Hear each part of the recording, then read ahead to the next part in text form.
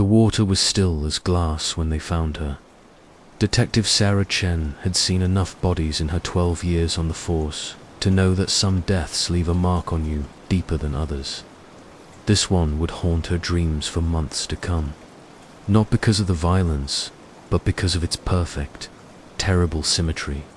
Margaret Whitmore floated face down in Mirror Lake. Her grey hair fanned out like silver threads against the dark water.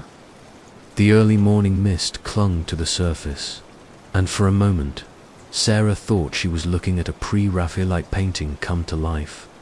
Beautiful, serene, wrong. Jogger found her around 6:30, Officer Martinez said, his voice cutting through. The autumn air. Name's Kevin Walsh. He's pretty shaken up. Sarah nodded, pulling on her latex gloves. The lake was a popular spot for runners and dog walkers, nestled in the heart of Millbrook, a town where nothing more violent than a bar fight had happened in the past 5 years. Until now, she waded into the shallow water, her boots squelching. In the mud, Margaret's body had settled against a fallen log near the shore, as if she'd simply decided to take a rest there. But the back of her head told a different story. Blunt force trauma, she murmured to herself, examining the wound without disturbing the body. Multiple strikes, you thinking robbery gone wrong? Martinez asked. Sarah frowned. Margaret still wore her wedding ring, a simple gold band that had probably never left her finger in 40 years of marriage. Her purse sat on the nearby park bench, contents undisturbed. No, Sarah said slowly. This was personal. The crime scene photographer arrived as they were pulling Margaret's body from the water. Each flash of the camera seemed to illuminate something new. The careful way her clothes had been arranged, the position of her hands, the small wildflowers someone had scattered around her. Detective Chen. She turned to see a man in his 60s approaching, his face pale and drawn. Everything about him spoke of quiet dignity. The pressed khakis, the careful way he held himself, the tremor in his hands that he couldn't quite hide. I'm Robert Whitmore, Maggie's husband. Sarah's heart clenched. In all her years, the families were still the hardest part. Mr. Whitmore, I'm so sorry for your loss. I know this is difficult, but I need to ask you some questions. Robert nodded, his eyes never leaving his wife's covered form. She went for her walk, same as always. Every morning at 6, rain or shine. Said the lake helped her think. Did she have any enemies? Anyone who might have wanted to hurt her? The question seemed to genuinely perplex him. Enemies. Maggie taught Sunday school for 30 years.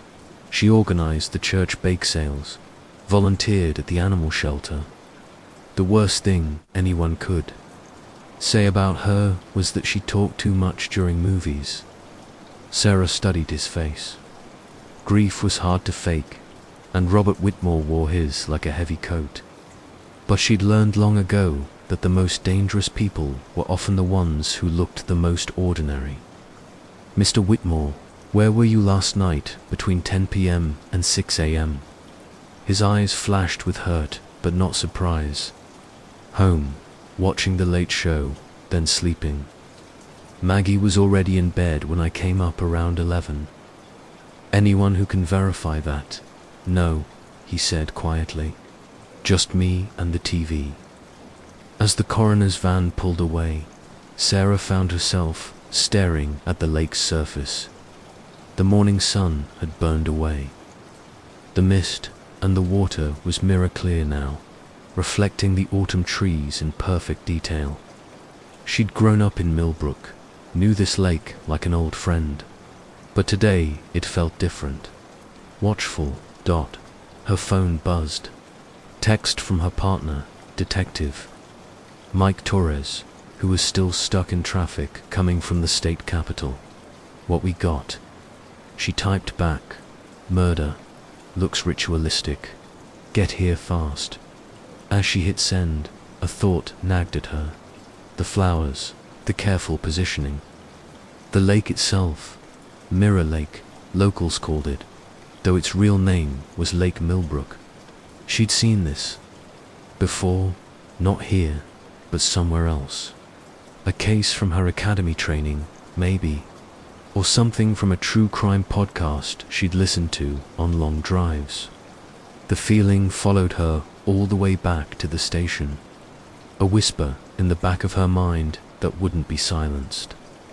The Millbrook Police Department occupied a converted Victorian house on Main Street, its gingerbread trim and wraparound porch, making it look more like a bed and breakfast than a hub of criminal investigation.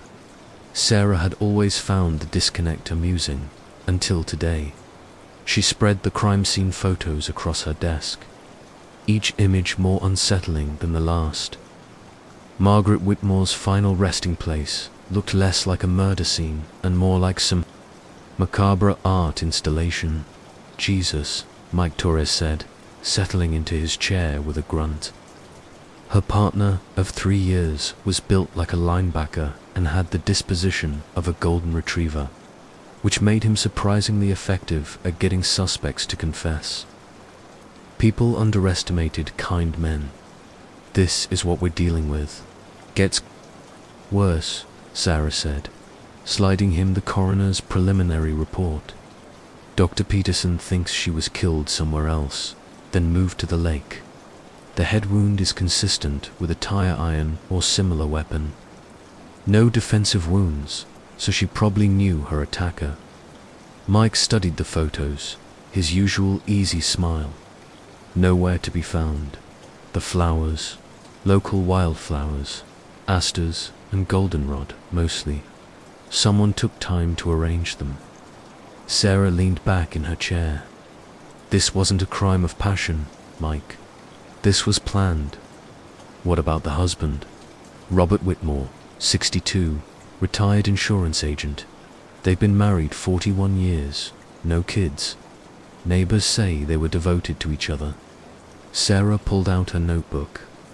But here's the thing, no alibi, claims. He was home alone watching TV. Mike raised an eyebrow. In my experience, the spouse is always the first person you look at.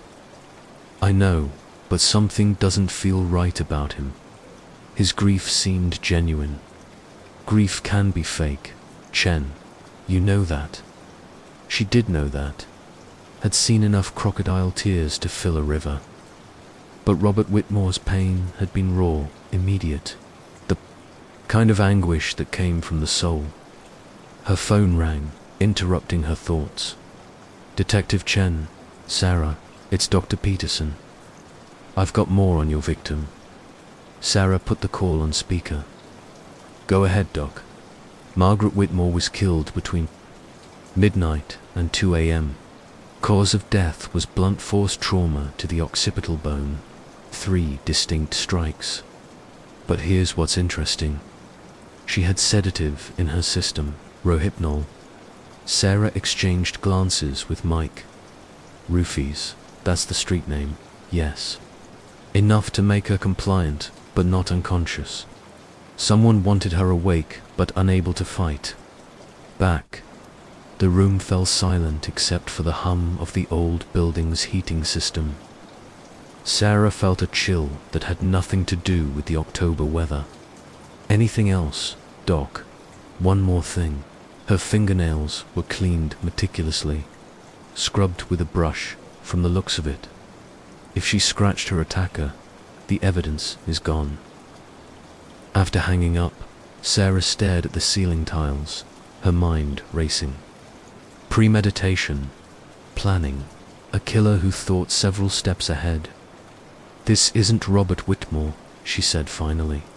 How can you be sure? Because whoever did this has done it before. Mike leaned forward. You think we're looking at a serial killer? Before Sarah could answer, Officer Martinez knocked on the doorframe. Detective Chen, there's someone here to see you. Says it's about the Whitmore case. The woman who walked into their office was perhaps 30, with prematurely grey hair and the kind of pale complexion that suggested she spent most of her time indoors. She clutched a worn leather messenger bag like a lifeline. "I'm Dr. Emily Hart," she said, her voice barely above a whisper. "I'm a criminology professor at the State University. I think I know who killed Margaret Whitmore." Sarah gestured to the chair across from her desk. "Dr. Hart, please sit. What makes you think you know our killer?" Emily opened her bag with trembling hands and pulled out a manila folder thick with papers. "I've been researching unsolved murders across New England for my dissertation. Similar cases, same signature." She spread out photocopies of police reports, crime scene photos, newspaper clippings. Sarah's breath caught as she recognized the pattern immediately. Riverside Park, Vermont, 2 years ago. Helen Morrison, age 58. Emily's voice grew stronger as she fell into her academic rhythm. Found floating in a small pond, flowers arranged around her body, blunt force trauma, sedative in her system. Mike picked up one of the photos. "Holy shit, Clearwater Lake, New Hampshire, 18 months ago. Patricia Dawson, age 61. Same MO, same signature." Emily pulled out more files. "And here, Willow Creek, Maine, 6 months ago. Dorothy Kane, age 55. Sarah studied the images, her pulse quickening. All middle-aged women, all found in bodies of water, all surrounded by carefully arranged wildflowers. Why didn't any of these departments connect the cases?" Mike asked. "Different jurisdictions, different states, and the time gaps are long enough that most departments don't think to look for patterns." Emily met Sarah's eyes. "But I did, and now he's here." "He," Sarah said. "The Mirror Lake Killer. That's what I've been calling him in my research. He chooses lakes and ponds that reflect perfectly, always mirror calm water. It's part of his signature." Sarah felt the pieces clicking together like a combination lock. The positioning of the bodies, the flowers. "It's not random, no," Emily said grimly. "It's ritual. He's trying to create something beautiful out of something terrible. These women become part of his art." The room fell silent as the implications sank in. Sarah looked at the photos again, seeing not just crime scenes, but compositions. Each victim placed with the same care an artist might arrange a still life. "Dr. Hart," she said slowly, "how many victims do you think there are?" Emily's answer made Sarah's blood run cold. "Based on the pattern and timeline, I estimate at least 12, maybe more." That night, Sarah couldn't sleep. She lay in her small apartment above the hardware store, staring at the ceiling and listening to the old buildings settle around her. Every creak and groan seemed amplified. Every shadow held potential threat. At 2 a.m., she gave up and drove to Mirror Lake. The crime scene tape fluttered in the breeze like prayer flags, and the moon cast everything in silver and black. Sarah sat in her car for a long time, trying to understand what the killer saw in this place. The lake was perfectly still, reflecting the stars so clearly it was hard to tell where the sky ended and the water began. Mirror Lake, the name suddenly seemed prophetic. Her phone buzzed. Mike, texting from his own sleepless night, found something. "Meet me at station." 20 minutes later, they sat in the empty police station with coffee that tasted like motor oil and a stack of files that Dr. Hart had left behind. "Look at this," Mike said, spreading out a map of New England. Red X's marked each crime location: Vermont, New Hampshire, Maine, and now Massachusetts. He's moving south, following the interstate. Sarah traced the route with her finger, but not randomly. Look at the time gaps. 2 years, then 18 months, then 6 months. He's accelerating, or getting more confident. She studied the victim profiles again. All the women were between 55 and 62, all married, all described by friends and family as pillars of their communities. Mike, what if it's not about the women specifically? What if it's about what they represent? Like what? Stability, normalcy, the kind of life that looks perfect from the outside. Sarah pulled up Margaret Whitmore's photo on her computer. Maybe our killer is destroying what he can't have. Mike leaned back in his chair. You think we're looking at someone with mummy issues? I think we're looking at someone who's been planning this for a very long time. Sarah turned to a fresh page in her notebook. We need to canvass the other crime scenes. Someone might have seen him. That's a lot of ground to cover. And the other departments might not be thrilled about us stepping on their toes. Then we don't tell them. Sarah met his eyes. Mike, if Dr. Hart is right, this bastard has killed at least 12 women, and he's not stopping. The next morning brought Indian summer weather, one of those perfect October days that made you forget winter was coming. Sarah drove to Robert Whitmore's house, a modest ranch in Millbrook's only subdivision. The lawn was immaculate, the flower beds carefully tended. Robert answered the door in a bathrobe, his eyes red-rimmed and hollow. Detective Chen, I wasn't expecting... I'm sorry to bother you so early, Mr. Whitmore. May I come in?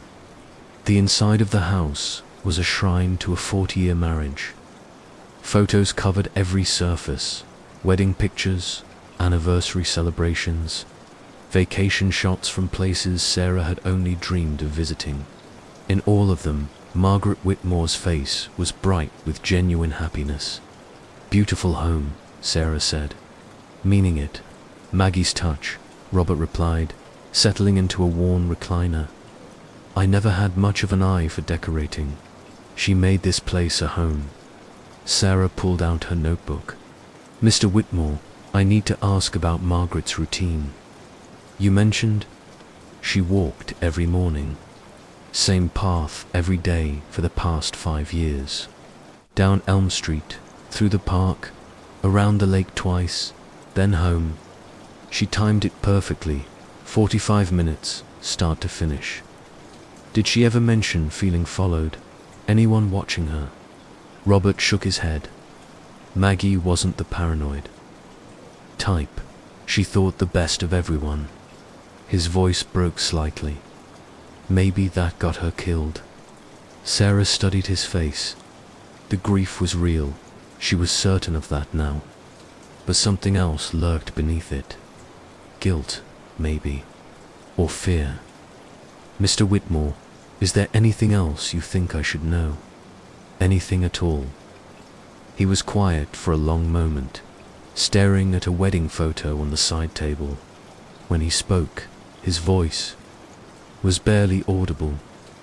About 6 months ago, Maggie started getting phone calls. Sarah's pulse quickened.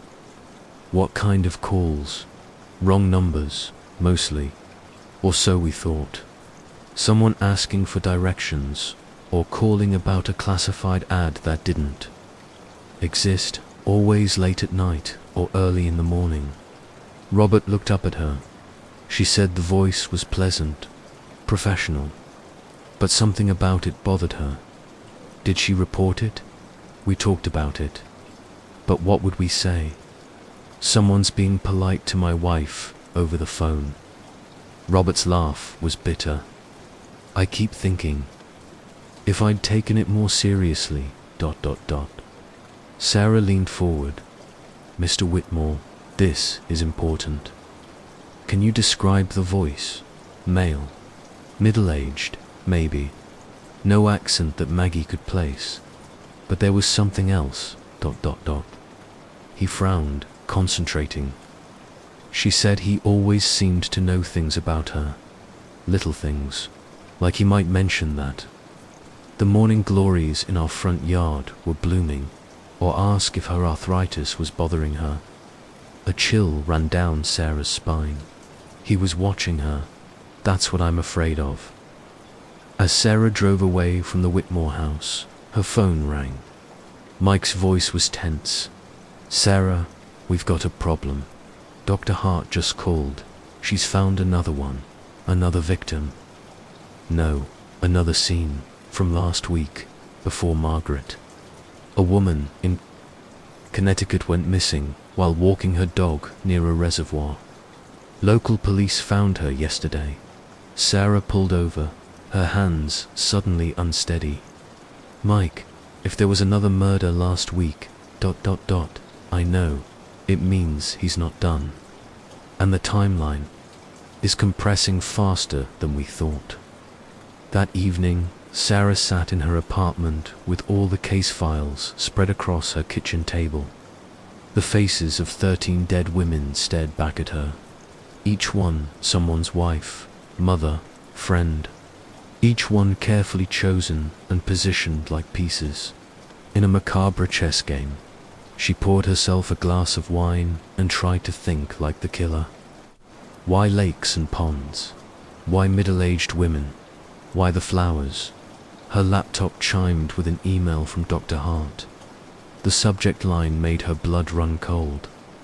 Found the first one. Sarah clicked it open and found herself looking at a police report from 15 years ago. Brattleboro, Vermont. Susan Mitchell, age 59, found floating in a farm pond. No flowers mentioned in the initial report, but there was a photograph of the scene. Sarah zoomed in on the image and felt her breath catch.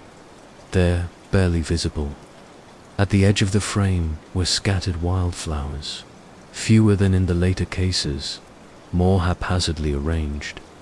But there, 15 years, she thought. He's been doing this for 15 years. Her phone buzzed with a text from Mike. "Can't sleep either. This bastard is in the wind." Sarah typed back, "Not in the wind." Hunting, she walked to her window and looked out at the dark street.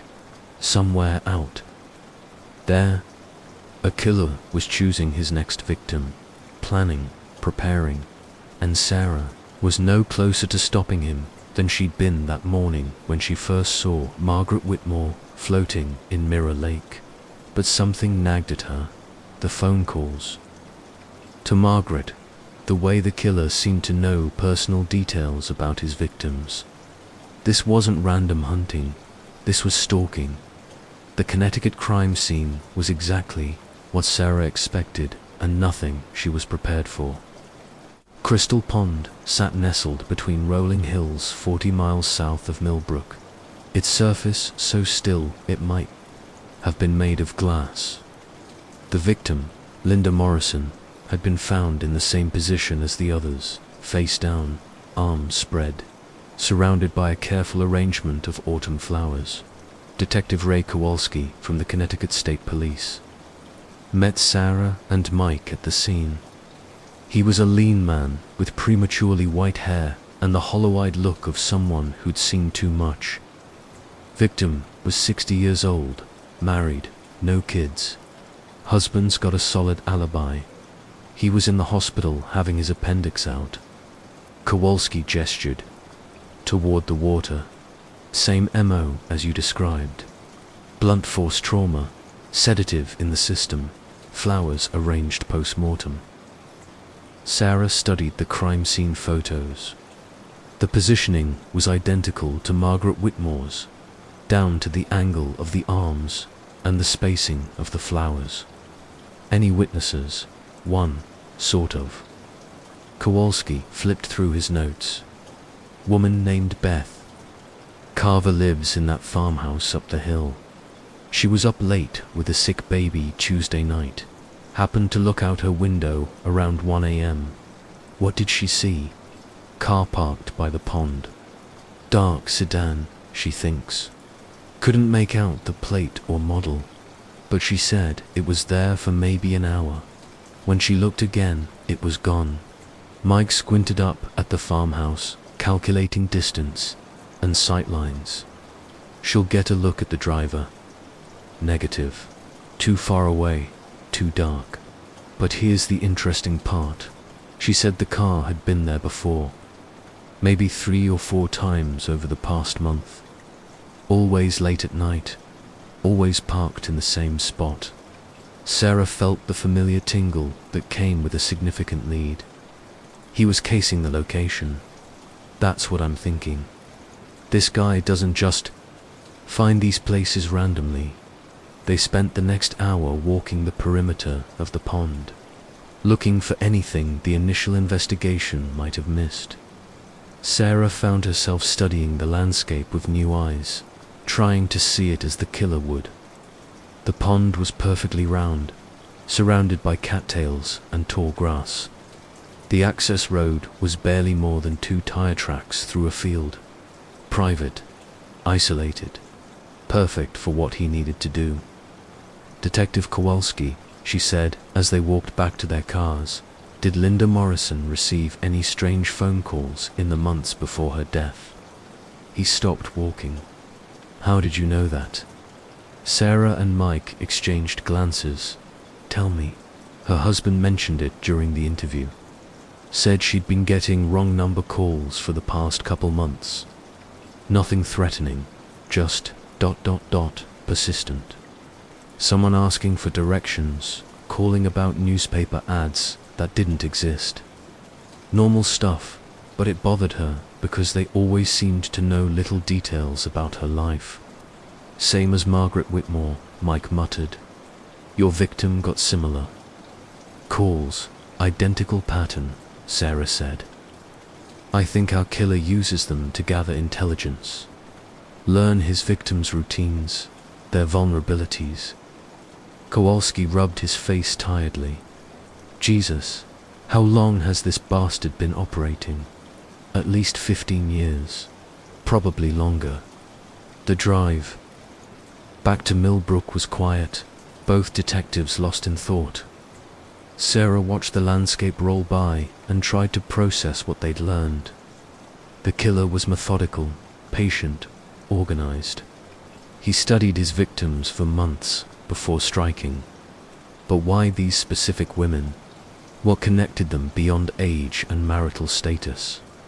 Her phone rang as they pulled into the station parking lot. Dr. Hart's voice was excited, breathless. Detective Chen, I've made a breakthrough. Can you meet me at the university? I think I know how he's choosing his victims. An hour later, Sarah and Mike sat in Dr. Hart's cramped office, surrounded by towers of books and crime scene photos taped to every available wall surface. Emily moved with the manic energy of someone who'd been surviving on caffeine and adrenaline.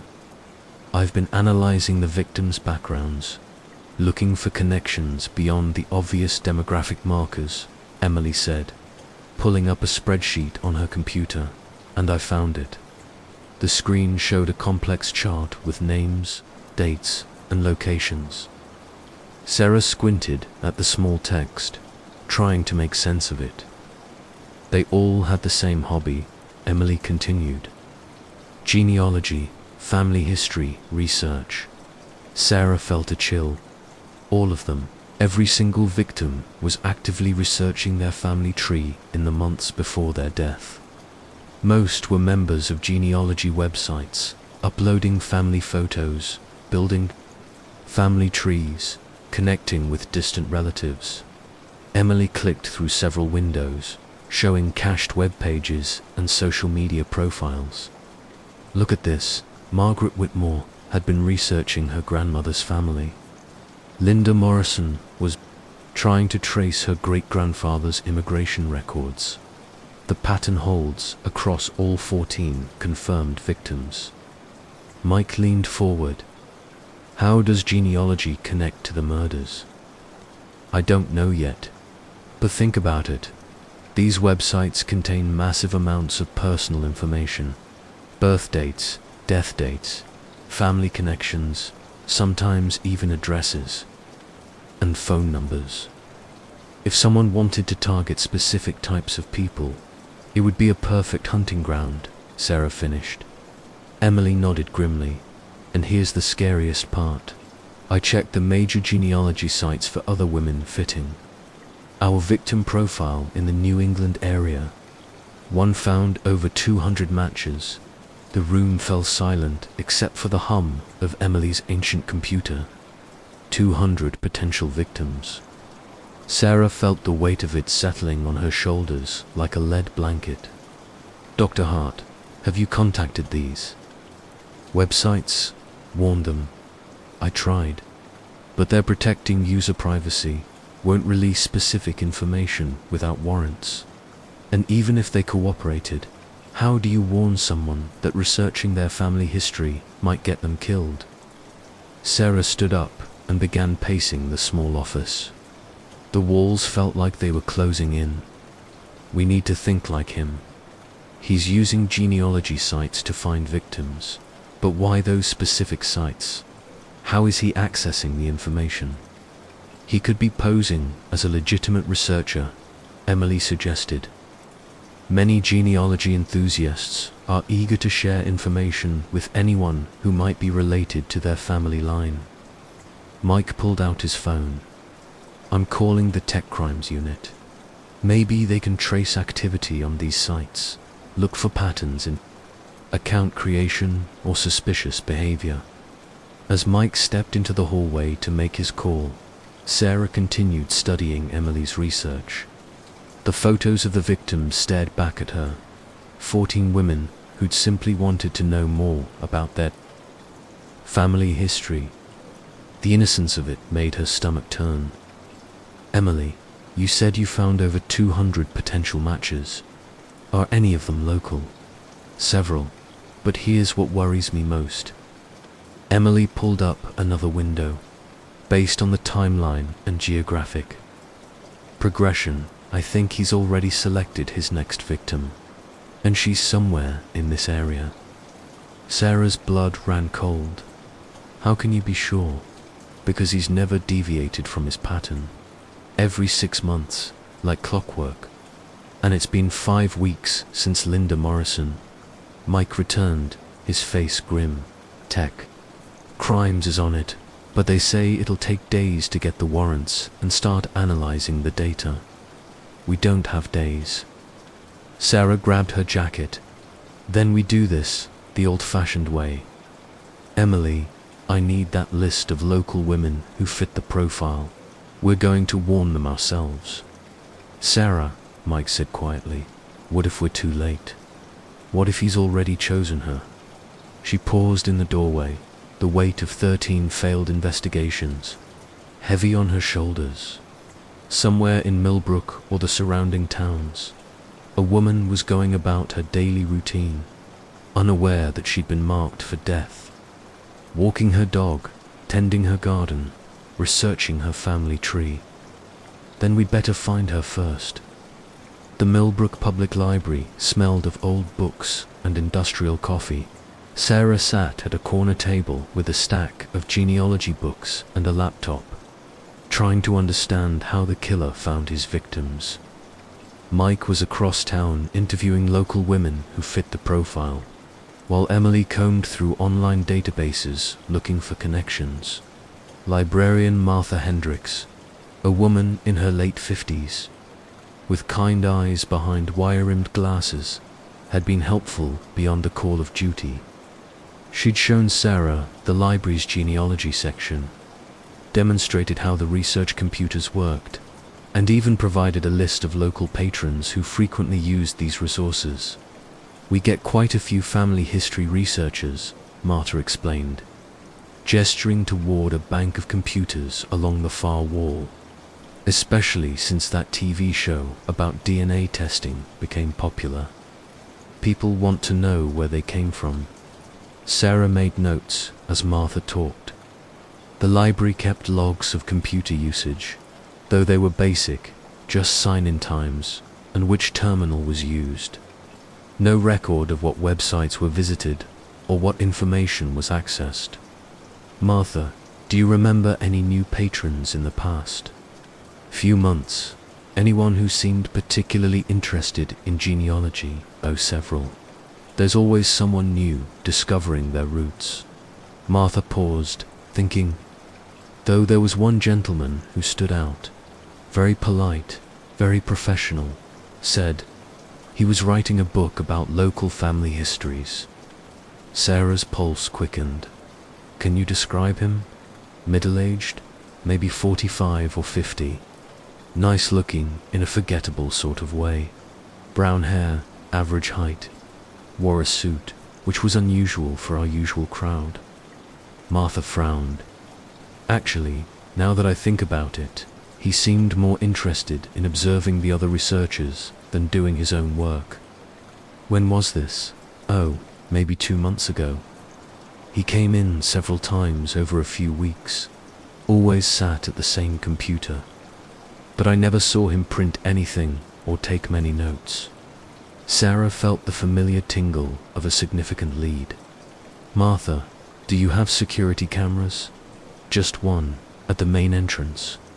But the footage gets recycled every 30 days. Too late. But Sarah made a note to check anyway. Sometimes backup files lingered in digital systems longer than people realized. Her phone buzzed with a text from Mike. Strike one. First 3 women have solid alibis for their evening routines. Book, clubs, bridge, games, etc. Continuing down the list, Sarah replied, possible lead at library. Suspicious patron matching our time frame. She spent another hour with Martha, going through the computer sign-in logs from 2 months earlier. Most entries were from regular patrons, local historians, genealogy hobbyists, students working on school projects. But there were several entries signed simply J. Smith, an obviously fake name. Martha, do you remember what J. Smith looked like? I think yes. I think that was our book researcher. The polite gentleman in the suit. Sarah felt pieces of the puzzle clicking together. The killer had been here, in this very room, watching and learning. Probably identifying potential victims from the genealogy researchers. Maybe even following them home to learn their routines. Her phone rang. Emily Hart, calling from the university. Sarah, I found something. How quickly can you get here? 20 minutes later, Sarah stood in Emily's office, staring at a computer screen filled with data that made her blood run cold. I've been analyzing the genealogy websites more carefully, Emily explained, her voice tight with excitement and fear, looking for unusual activity patterns. And I found him. The screen showed a user profile on familytree.com, one of the largest genealogy sites in the world. The username was jmira47, and the account had been created 3 years earlier. Look at his activity pattern, Emily said, clicking through screens. He doesn't upload family information or build his own tree. Instead, he searches for specific demographic markers. Women born between 1965 and 1970. Married, living in New England. Sarah studied the search history. Hundreds of queries, all targeting the same victim profile. He's shopping, exactly. And here's the scary part. Look at his message history. Emily clicked on another tab, showing a long list of private messages sent from the jmira47 account. The messages were all variations on the same theme. Friendly inquiries about family history, offers to share information, requests for more details about family members. He's building relationships, Sarah realized, getting them to trust him and getting personal information. Look at this exchange from 6 months ago. Emily pulled up a conversation between Jemura47 and a user named Dorothy K1967. Sarah's stomach clenched as she recognized the name Dorothy Kane. the victim from Maine. The messages started innocently enough. J. Mirror, 47, claimed to be researching a family with the same surname, wondered if they might be related. Dorothy had responded enthusiastically, sharing photos and family stories. Over several weeks, the conversation had grown more personal. Dorothy mentioned her morning walks, her husband's work schedule, even their address. "He's a predator," Sarah said quietly.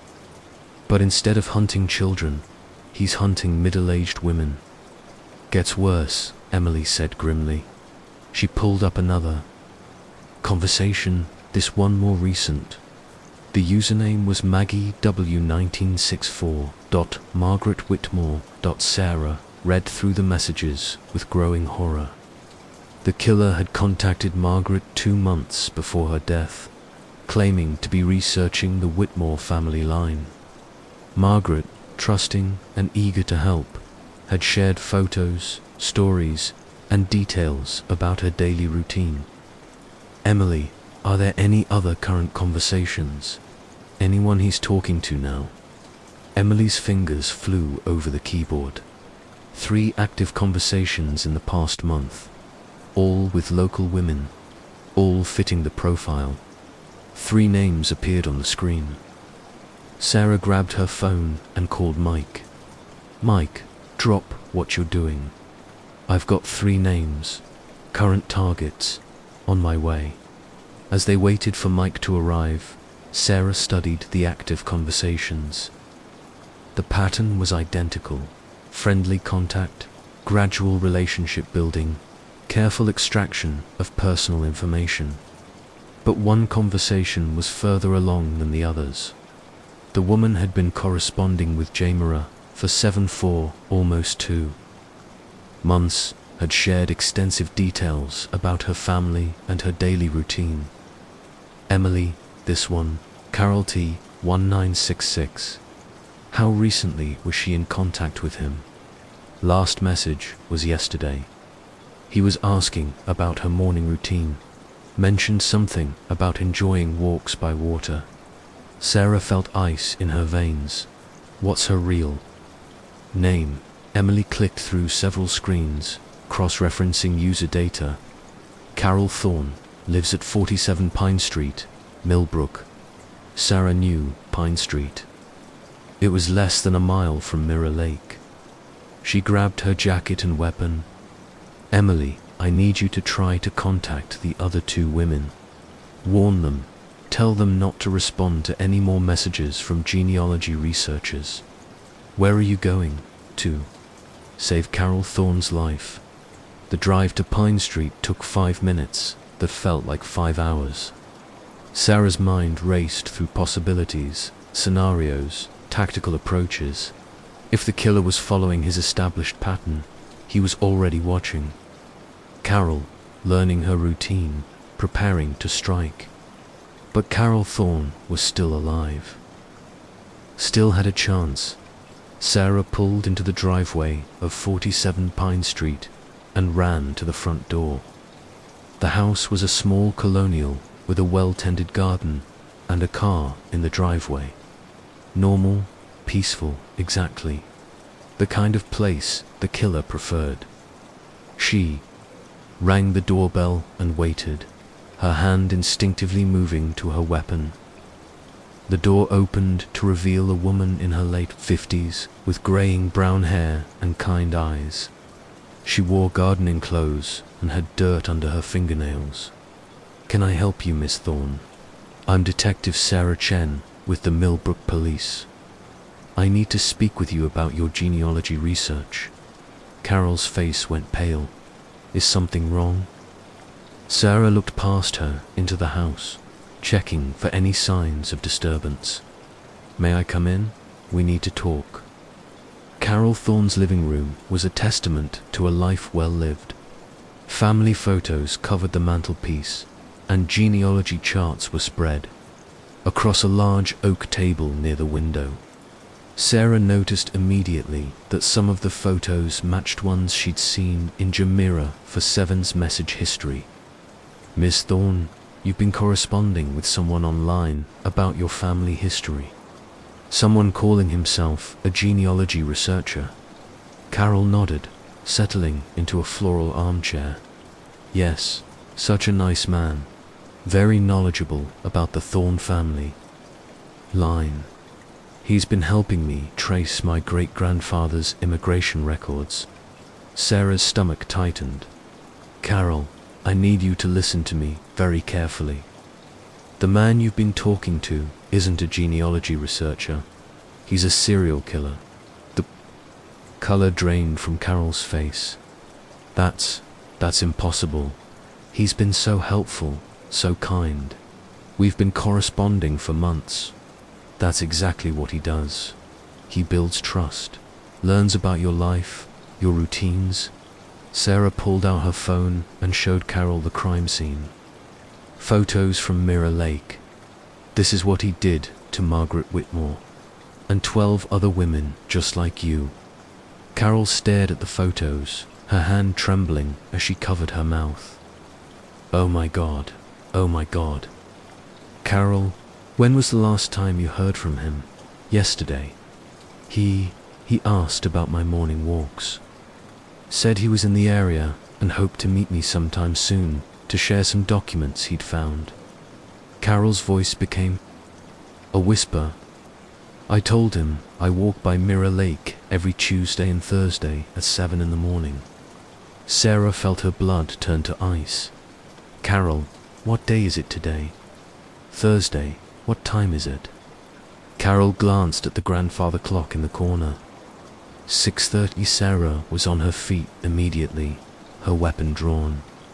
Carol, get away from the windows. Call 911. Tell them Detective Chen needs backup at 47 Pine Street immediately. Where are you going? To Mirror Lake. He's expecting you to be there in 30 minutes. Sarah ran to her car, her heart hammering against her ribs. Mike's car was pulling into the driveway just as she reached hers. Sarah, what's happening? He's at the lake right now, waiting for Carol Thorne. Sarah was already backing out of the driveway. Get back up and follow me. And Mike, bring everything. This ends today. The drive to Mirror Lake took 3 minutes. Sarah parked a quarter-mile away and approached on foot, using the tree line. For cover, the morning mist was just beginning to rise from the water's surface, creating an otherworldly atmosphere that made every shadow seem threatening. She could see a dark sedan parked near the lake's edge, the same spot where Margaret Whitmore's body had been found 6 days earlier. As she crept closer, she could make out a figure standing beside the car, checking his watch, waiting. The Mirror Lake killer was exactly as Martha had described, middle-aged, average height, forgettable in every way except for the careful, predatory stillness with which he watched the walking path. He wore dark clothing and surgical gloves, and Sarah could see a tire iron resting against the car's bumper. Her radio crackled softly, Mike's voice barely audible, in position. 2 units approaching from the north. Sarah keyed her mic twice, in acknowledgement, then began moving closer. The killer was focused on the path, expecting Carol to appear at any moment. Sarah was 20 yards away when her foot hit a fallen branch. The snap echoed across the water like a gunshot. The killer spun around, his eyes meeting Sarah's across the misty landscape. For a moment they stared at each other, predator and protector, separated by 20 yards and 15 years of death. Then he smiled.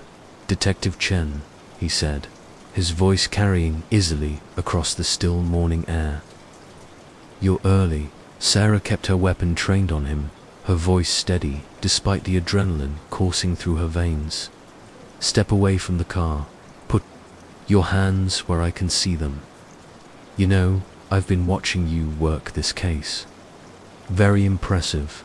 Much more thorough than the other departments. He leaned casually against the car, seemingly unconcerned by the gun pointed at his chest. Though I have to say, I'm disappointed in Carol. She was supposed to be here 10 minutes ago. Carol's safe. It's over, is it? The killer glanced at his watch again. I don't think so. You see, detective, you've only found one of my hunting grounds. Genealogy websites are so convenient, but they're not my only resource. Sarah felt a chill that had nothing to do with the morning air. What do you mean? Library computers, social media, online obituaries.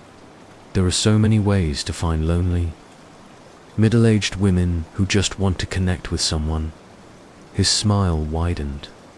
I have 3 more ladies lined up for this week alone. Why? Sarah stepped closer, keeping her weapon steady. Why these women? The killer's expression changed, becoming something raw and hungry. Because they represent everything I can never have. Perfect families, perfect marriages, perfect little lives built on perfect little lies. His voice dropped to a whisper. My mother was just like them. Devoted wife, pillar of the community, volunteer at the church, and she destroyed everything she touched. Sarah could hear sirens in the distance now, getting closer. So you're punishing them for her sins. I'm showing the world what they really are underneath all that perfection. When you strip away their lies, they're just meat floating in water. The killer straightened, his hand moving toward the tire iron. Beautiful meat, perfectly arranged. Don't do it, Sarah warned. But she could see the decision in his eyes before he made it. He grabbed the tire iron and lunged toward her in one fluid motion, moving with the practiced efficiency of someone who'd done this many times before. Sarah fired twice, center mass, and the killer dropped to his knees at the water's edge. But he wasn't finished. With his last breath, he whispered something that made Sarah's blood run cold. You'll never find them all. Then he pitched forward into Mirror Lake, his body sinking slowly beneath the surface that had reflected so many of his victims. The Mirror Lake killer died as he had lived, leaving questions in his wake. His real name was Jonathan Mitchell, and he'd been hiding in plain sight for over 15 years. A traveling insurance adjuster with no permanent address. He'd moved from state to state, always staying just long enough to identify and kill his victims before disappearing again. Sarah stood in the incident command tent that had been set up near the lake, watching as divers pulled Mitchell's body from the water. FBI agents swarmed the scene now, taking over what had become a multi-state investigation. Agent Rebecca Martinez, a sharp-eyed woman in her 40s, approached with a thick file folder. Detective Chen, we've been analyzing Mitchell's possessions. You need to see this. The file contained printed emails, genealogy charts, and photographs of dozens of women. Sarah recognized some faces from the confirmed victim list, but there were many others she'd never seen before. How many? She asked. Quietly, we're still counting. But we've found correspondence with at least 47 women across 6 states, some going back 5 years. Sarah felt sick. 47 potential victims, 47 women who had trusted a kind stranger on the internet, shared their family stories, revealed their daily routines. Agent Martinez, have you contacted these women? Warned them. We're working through the list, but some of the email accounts are defunct. Some phone numbers are disconnected. Mitchell was very good at maintaining long-term relationships with potential victims, even when he wasn't ready to strike. Mike appeared at Sarah's elbow, his face grim. Sarah, we just got word from Vermont. They found another body. The crime. Seeing photos from Vermont made Sarah's heart sink. Another middle-aged woman, another perfect reflection pool, another careful arrangement of wildflowers. But this victim had been killed 3 days ago, while Mitchell was already in Massachusetts, preparing for Carol Thorne. "It's not possible," Sarah said, staring at the photos. "Mitchell was here. We tracked his movements." Agent Martinez frowned. At the images, these are definitely part of the same series. Same signature, same methodology. But if Mitchell was your killer, then we've got a copycat, Mike finished. Someone who knew his pattern well enough to replicate it perfectly. Sarah felt the ground shifting beneath her feet. They'd thought they'd caught the Mirror Lake killer, ended a 15-year reign of terror, but instead, they'd discovered something worse. "Agent Martinez, I need to see all of Mitchell's communications. Every email, every message, every contact. If he had a partner or an apprentice, they'll be in there somewhere." The next 3 days passed in a blur of interviews, database searches, and mounting dread. Mitchell's digital footprint revealed a man obsessed with perfection, with creating. Beautiful tableau from terrible violence. But it also revealed something else. He'd been in contact with others who shared his interests. "Look at this," Emily Hart said, pointing at her computer screen. Mitchell was part of an online forum called Aesthetic Mortality. It's hidden in the dark web, but I managed to track it down. Sarah leaned over Emily's shoulder, reading the forum posts with growing horror. The site was devoted to what its members called death art, the arrangement of murder victims in aesthetically pleasing positions. Members shared photos, techniques, and victim selection criteria. "Jesus Christ," Mike muttered. "How many of them are there?" 17 active members, Emily replied, and they call themselves the Mirror Society. The forum posts revealed that Mitchell had been something of a celebrity among the group. His lake murders considered the gold standard of death art. But more disturbing were the posts from other members describing their own projects, murders in parks, forests, abandoned buildings. "Emily, can you trace the other members?" "I'm working on it, but they're using sophisticated encryption and proxy servers. It could take weeks to identify them all." Sarah's phone rang. Agent Martinez's voice was tense. "Detective Chen, we've got another one. New Hampshire, this time, same signature as Vermont." Sarah closed her eyes. "How long ago?" "Body was found 2 hours ago. Coroner estimates time of death at some time last night." "That's impossible. Mitchell's been dead for 3 days, I know. Which means we're dealing with something much bigger than one serial killer." That evening, Sarah sat in her apartment with the case files spread across every available surface. The faces of the victims seemed to watch her from the photographs. Not just Mitchell's 14 confirmed kills, but dozens of others from around the country that might be connected to the Mirror Society. Her laptop chimed with an email notification. The sender's address was a string of random numbers and letters, but the subject line made her blood freeze. For Detective Chen. She opened it with trembling fingers. "Detective Chen, congratulations on your recent success with Jonathan. He always was careless about operational security, but killing him has only served to advertise our work to a broader audience. We've received dozens of applications to join our society in just the past week. You've made us famous, Detective. And fame brings recruits. Consider this your invitation to play a larger game. We know where you live, where you work, where you buy your morning coffee. We know about your sister in Portland, your elderly parents in Florida. The Mirror Society is expanding our operations. By the end of this year, we'll have cells in every major city on the East Coast. Jonathan's work was just the beginning. Thank you for helping us evolve. Sarah's hands were shaking as she forwarded the email to Agent Martinez. The Mirror Lake murders hadn't ended with Jonathan Mitchell's death. They'd only begun. The FBI task force that assembled in Millbrook 3 days later was unlike anything the small town had ever seen. Agents from 6 different states converged on the police station, bringing with them computers, communication equipment, and a grim determination to stop the Mirror Society before it could expand further.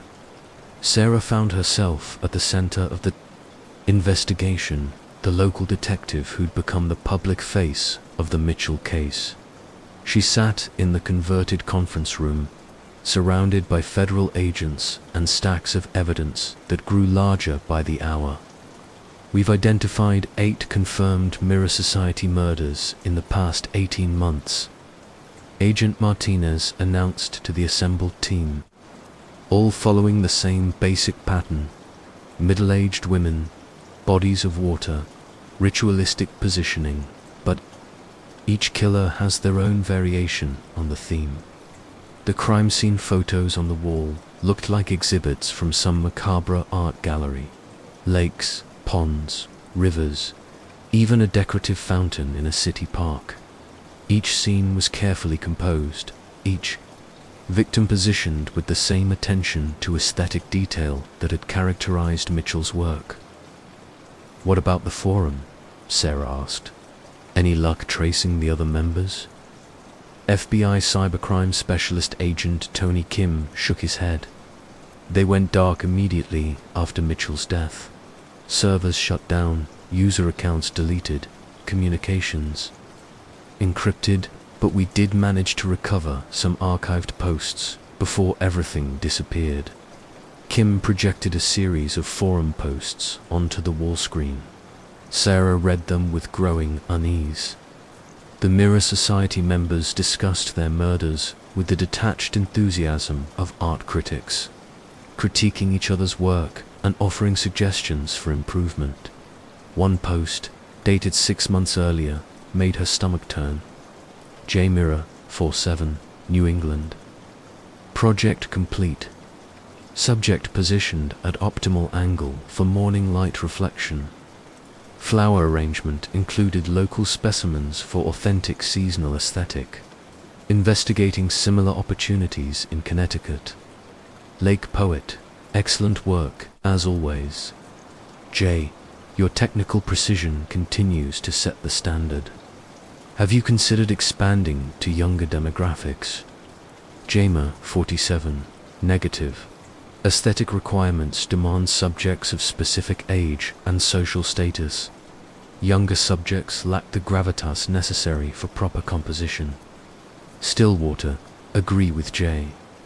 The death art requires subjects who represent societal perfection. Only then does their destruction carry proper meaning. They're talking about murder like it's a hobby, Mike said quietly. Because to them, it is, Agent Martinez replied. These aren't traditional serial killers driven by compulsion or psychological trauma. They're artists who've chosen murder as their medium. Sarah studied the usernames on the recovered posts. Jamer 47 was Mitchell, but who were the others? Lake Poet, Stillwater, Reflection King Ponscombe, Water Art, Mirrormaker 17 handles, representing 17 killers who might be operating anywhere in the country. Agent Martinez, have we had any luck connecting these usernames to real identities? Some. Stillwater appears to be operating in the Pacific Northwest. We've identified 3 possible victims in Oregon and Washington that match his signature. Reflection King is likely responsible for the Fountain murder in Philadelphia. But the others, ... She shrugged grimly. They could be anywhere. Sarah's phone buzzed with a text message from an unknown number. Her blood chilled as she read it. Detective Chen, Your press conference yesterday was very informative. You're helping us recruit new members faster than we ever imagined. Thank you for your service. She showed the message to Agent Martinez, who immediately called in the cybercrimes team. But Sarah knew it was futile. These killers had been operating undetected for years, had built sophisticated networks for communication and coordination. A simple text message would be untraceable. Sarah, I'm recommending we put you in protective custody, Agent Martinez said after conferring with her team. This person clearly sees you as a threat. No, Sarah replied firmly. If I disappear, they win. And besides, they need me visible to continue their recruitment game. As long as I'm out here, working the case, they'll keep taunting me, and eventually they'll make a mistake. That evening, Sarah walked the perimeter of Mirror Lake alone, despite strict orders to maintain a protective detail. The crime scene tape had been removed, the evidence markers cleared away. To a casual observer, it looked like any other peaceful New England lake. But Sarah could see the shadows now, the dark currents that ran beneath the surface. Mitchell was gone, but his influence remained. The Mirror Society was growing, evolving, adapting, and somewhere out there, new killers were studying the news coverage, learning from Mitchell's mistakes, preparing to create their own death art. Her phone rang. Dr. Emily Hart's voice was breathless with excitement and fear. Sarah, I've found something. Can you meet me at the university? It's about the Mirror Society's next target. Emily, it's almost midnight. This can't wait. I've been analyzing the forum posts, and I think they're planning something big. Something that makes the individual murders look small by comparison. Sarah felt ice in her veins. What kind of big? Multiple simultaneous strikes, coordinated across several states. They're calling it the Great Reflection. 20 minutes later, Sarah stood in Emily's office, staring at a computer screen that showed fragments of recovered forum posts. The Mirror Society's plans were ambitious and terrifying. Look at this. Exchange, Emily said, pointing to a series of coded messages. They're planning to strike in 7 different cities on the same night. Each member will target a specific type of location: public parks with water features, university campuses with decorative ponds, corporate complexes with reflection pools. Sarah read the posts with growing horror. The Mirror Society wasn't content with individual murders anymore. They wanted to make a statement, create a nationwide media event that would cement their reputation and attract even more followers. Emily, when? Based on the timestamps and coded references, I think it's soon, maybe within the week. Sarah grabbed her phone and called Agent Martinez. We have a problem, a big one. As she explained Emily's findings, Sarah realized that Jonathan Mitchell's death had been the beginning, not the end. The Mirror Lake killer was gone. But the Mirror Society was just getting started, and their next move would make everything that came before look like a practice. Run, the emergency task force. Briefing at 6 a.m. was standing room only. FBI agents, state police detectives, and local law enforcement from 7 states had assembled in the Millbrook High School gymnasium, the only space large enough to accommodate everyone. Agent Martinez stood before a massive wall display showing maps, photographs, and timeline charts. Ladies and gentlemen, we're facing an unprecedented threat. Based on intelligence gathered by Dr. Emily Hart and Detective Sarah Chen, the Mirror Society is planning coordinated attacks in 7 cities tonight. The room buzzed with tense conversation. Sarah stood near the front, studying the target locations that Emily had identified through her analysis of the forum posts. University of Vermont, Lake Champlain, waterfront. Dartmouth College, the campus pond. Boston Common, the public garden lagoon, and 4 other locations spread across New England. Each target represents a different Mirror Society member, Martinez continued.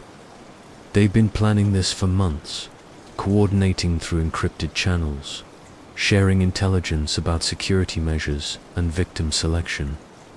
Detective Ray Kowalski from Connecticut raised his hand. How many potential victims are we looking at? Each location typically has between 50 and 200 people present during evening hours. If they target crowded public spaces during peak times, double quotes, Martinez paused grimly. We could be looking at mass casualty events. Sarah felt sick. The Mirror Society had evolved from individual serial killers into something approaching domestic terrorism. But instead of political motivation, they were driven by artistic obsession, the desire to create death art on a scale never before attempted. What's our response plan? She asked. Coordinated surveillance and rapid response teams at each target location.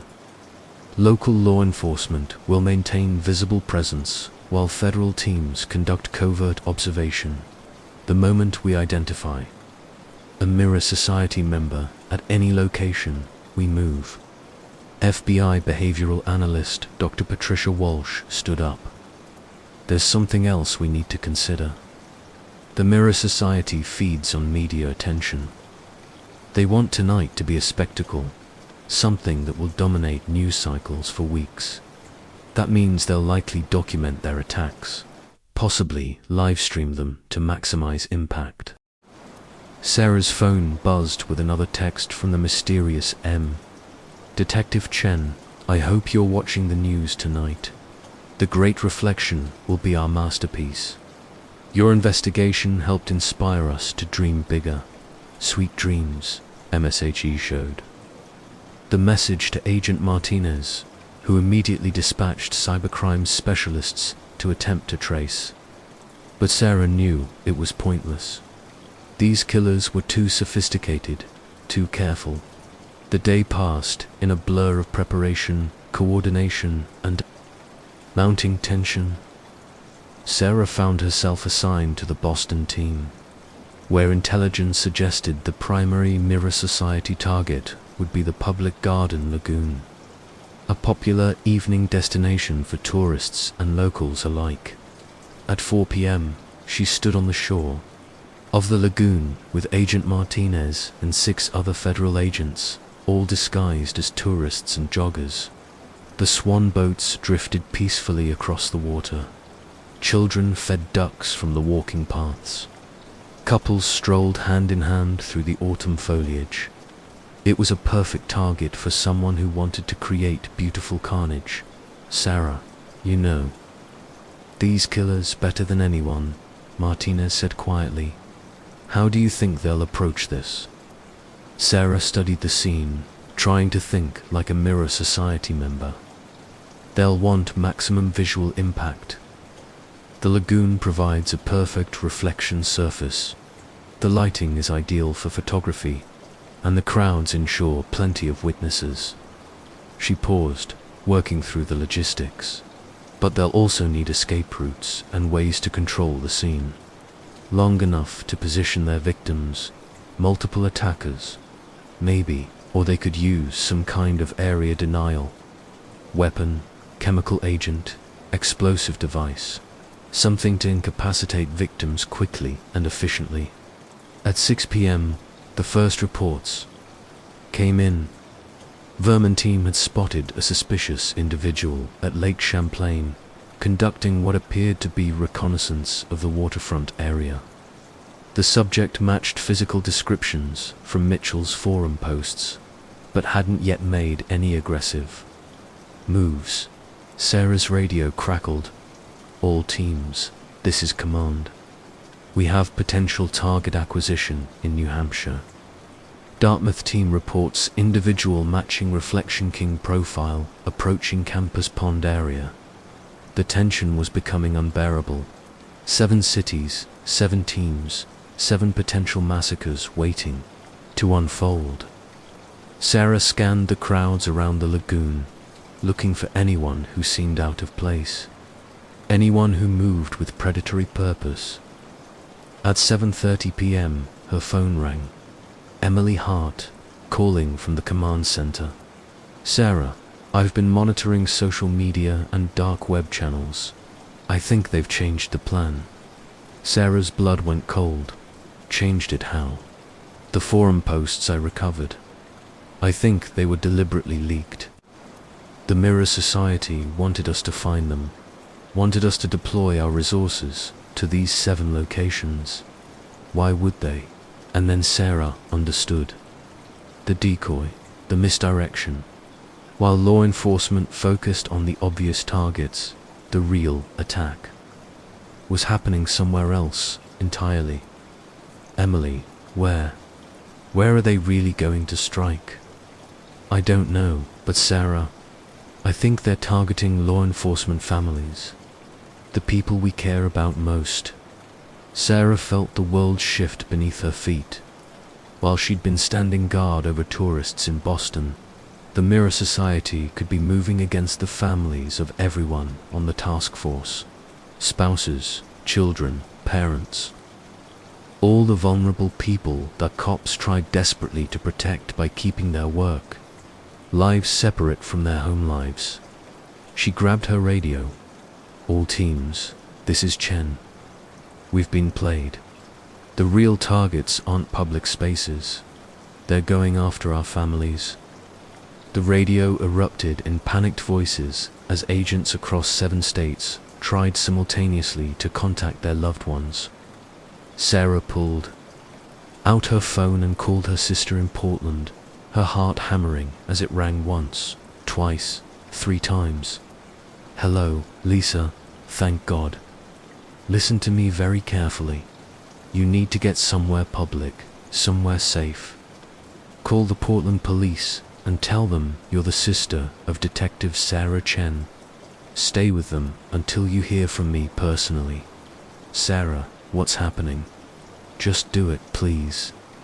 As she hung up, Sarah realized that the Mirror Society had done something far worse than plan mass murder. They'd turned every law enforcement officer in New England into a potential victim, paralyzed by the need to protect their families while still trying to do their jobs. And somewhere in the darkness, the real great reflection was just beginning. The command center at Millbrook High School had descended into controlled chaos. Phone calls, radio traffic, and computer keyboards created a constant symphony of urgent activity as law enforcement officers across 7 states tried to account for their family members while maintaining operational security. Sarah stood before the wall of monitors showing news feeds from each target city. So far, nothing. No attacks, no disturbances, no signs of Mirror Society activity at any of the predicted locations. Which meant Emily had been right. They were looking in the wrong places. Agent Martinez approached with a grim expression. Status report from all teams.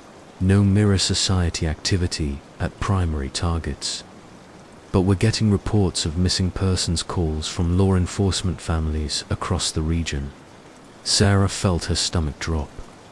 How many? 7 confirmed so far. All middle-aged women, all related to officers working the Mirror Society case. Sisters, mothers, ex-wives. Martinez pulled up a map on her tablet, and they're all near bodies of water. The pattern was horrifyingly clear. While law enforcement had been focused on protecting strangers, the Mirror Society had been targeting the people they cared about most. It was psychological warfare at its most personal and cruel. Agent Martinez, we need to mobilize everything.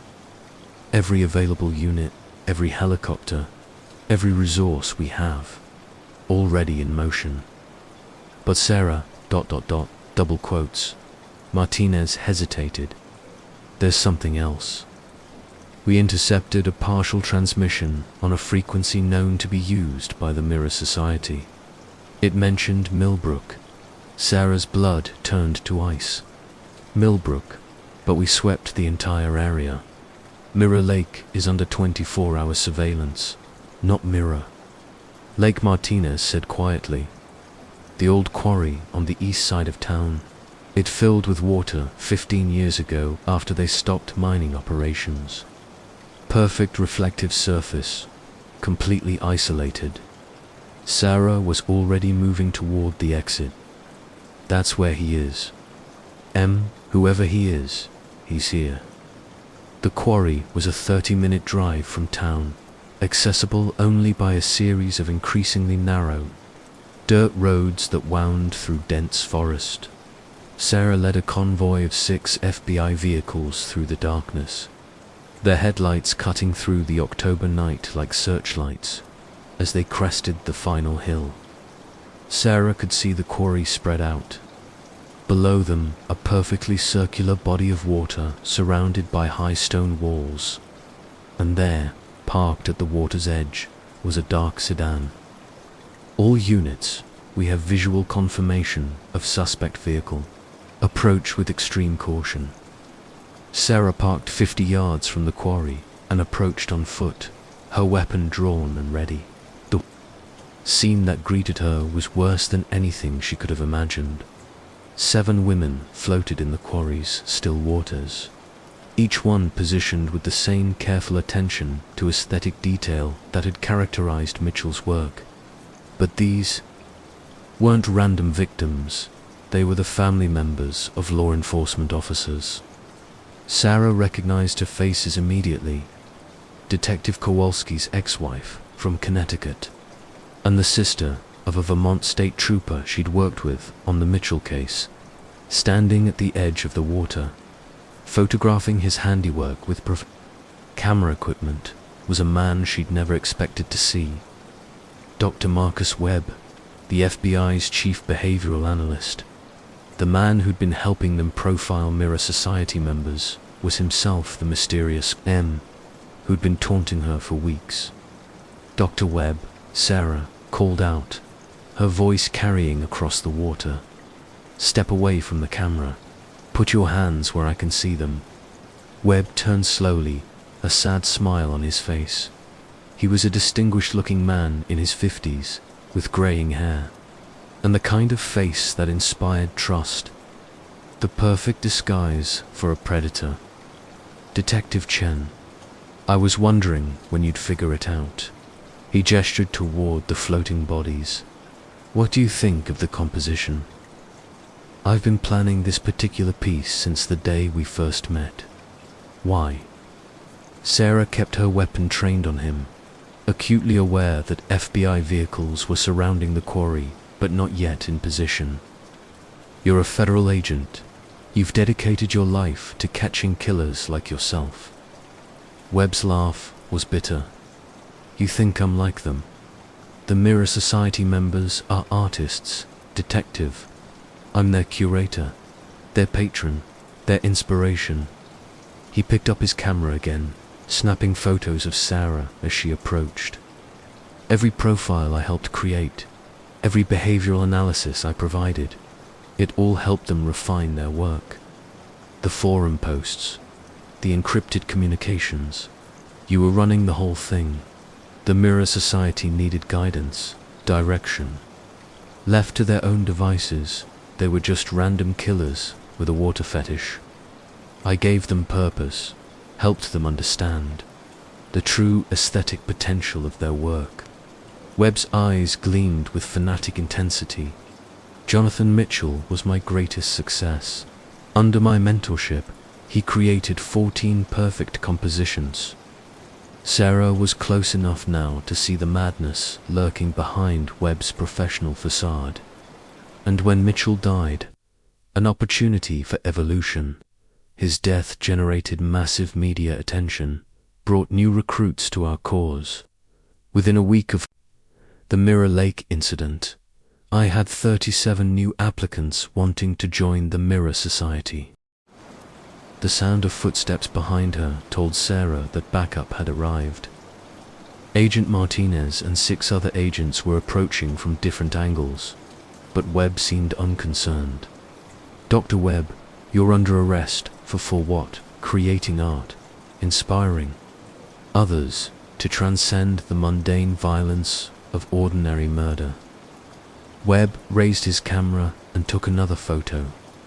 "These women represent the pinnacle of death art, detective. Their sacrifice will inspire a generation of artists. They were innocent people, mothers, sisters, daughters. They were perfect subjects, middle-aged, respectable, connected to the law enforcement community that's been hunting us." Webb's smile was chilling.